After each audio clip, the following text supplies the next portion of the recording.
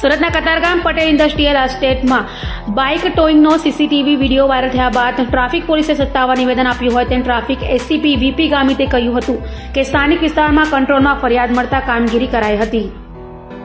સુરતના કતારગામ વિસ્તારમાં આવેલા પટેલ ઇન્ડસ્ટ્રીયલ એસ્ટેટમાં બાઇક ટોઈંગનો સીસીટીવી વિડીયો સોશિયલ મીડિયામાં વાયરલ થતા ચર્ચા જાગી હતી.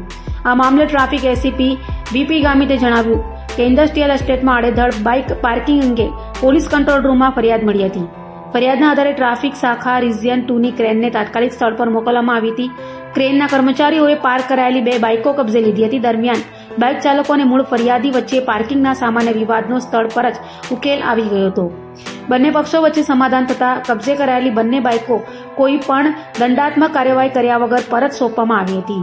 ફરિયાદી સંતોષ વ્યક્ત કરતા પોલીસ અને ક્રેનનો સ્ટાફ પણ સ્થળ પરથી પરત ફર્યો હતો.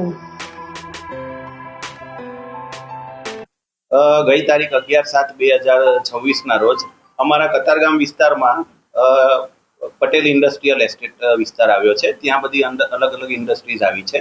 તો ત્યાં જે કારખાના ધરાવે છે એ લોકો પોતાની બાઇકે ગલીમાં અલગ અલગ જગ્યાએ પાર્કિંગ કરતા હોય છે. 11 તારીખે અમને કંટ્રોલ રૂમમાં હેલ્પલાઇન પર એવો કોલ મળ્યો હતો કે આ ઇન્ડસ્ટ્રીયલ એસ્ટેટમાં આડેધડ ગમે ત્યાં પાર્કિંગ લોકો કરી જાય છે.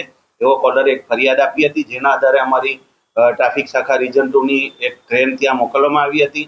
ક્રેન જ્યારે ત્યાં પહોંચી ત્યારે જે ફરિયાદી હતા એ ત્યાં હાજર હતા. એમણે બતાવી હતી કે આ ઇન્ડસ્ટ્રીયલ એસ્ટેટ આગળ જે બાઇકો પાર્ક કરવામાં આવી છે અમારી નથી ને અમારી બાઇકો મૂકવામાં તકલીફ પડે છે, જેના કારણે ક્રેનના કર્મચારીઓએ ત્યાંથી બે બાઇકો ત્યાંથી ઉપાડી હતી.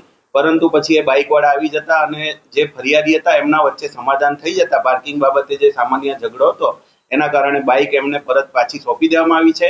બીજી કોઈ દંડાત્મક કે એવી કોઈ કાર્યવાહી એમના કરવામાં આવી નથી અને કોલરને સંતોષ થતા ત્યાંથી ક્રેનવાળા જતા રહ્યા છે.